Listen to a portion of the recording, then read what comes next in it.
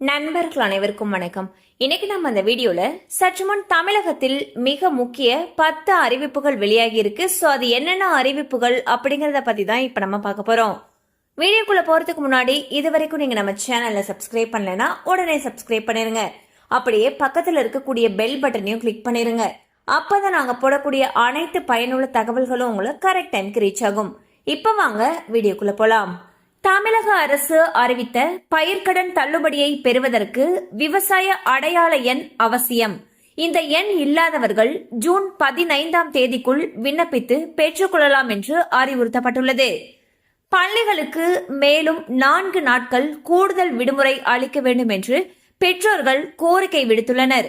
ஏற்கனவே ஜூன் 4ஆம் தேதி பள்ளிகள் திறக்கப்படும் என்று அரசு அறிவித்துள்ளது. இந்நிலையில் கோடை விடுமுறையை கழிக்க வெளியூர் சென்றோர் சொந்த ஊர் திரும்ப ஏதுவாக ஜூன் 8ஆம் தேதியில் பள்ளிகள் திறக்கலாம் என்று வலியுறுத்துகின்றனர்.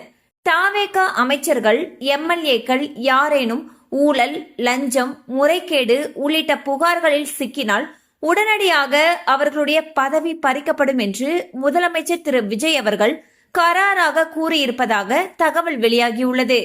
சுகாதாரத்துறையில் பொது பணியிட மாறுதல் கவுன்சிலிங் மூலம் வெளிப்படையாக நடத்தப்படும் என்று அமைச்சர் திரு அருண்ராஜ் அவர்கள் உறுதியளித்துள்ளார். பொதுமக்களிடம் ரேஷன் கடை ஊழியர்கள் அன்பாக நடந்து கொள்ள வேண்டும் என்று அமைச்சர் திரு காந்திராஜ் அறிவுறுத்தியுள்ளார். ரேஷன் அட்டைதாரர்களுக்கு சரியான எடையிலும் தரமான முறையிலும் அரிசி, பருப்பு உள்ளிட்ட உணவுப் பொருட்கள் வழங்கப்பட வேண்டும் என்று தெரிவித்துள்ளார். தமிழகத்தில் கல்வி மற்றும் வேலைவாய்ப்பில் 69% இடஒதுக்கீட்டை பாதுகாப்பதற்கான உரிய சட்ட நடவடிக்கைகளை எடுக்கும்படி முதலமைச்சர் திரு விஜய் அவர்கள் அதிகாரிகளுக்கு அறிவுறுத்தியுள்ளார். தாய்மாமன் சீர் திட்டத்தை ஜூன் 22ஆம் தேதி முதல் தொடங்க அரசு திட்டமிட்டிருப்பதாக தகவல் வெளியாகியுள்ளது. இதில் அரசு மருத்துவமனையில் பிறக்கக்கூடிய ஒவ்வொரு குழந்தைக்கும் ஒரு தங்க மோதிரம், மென்மையான துணி, டயப்பர் உள்ளிட்ட அத்தியாவசிய பொருட்கள் வழங்கப்பட உள்ளன.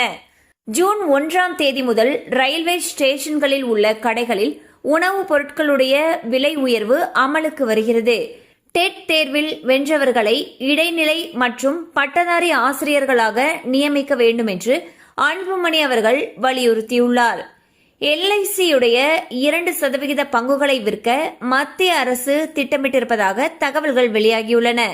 பங்குகளை விற்பதன் மூலம் சுமார் 10,000 கோடி நிதி திரட்டப்படும் என்று எதிர்பார்க்கப்படுகிறது.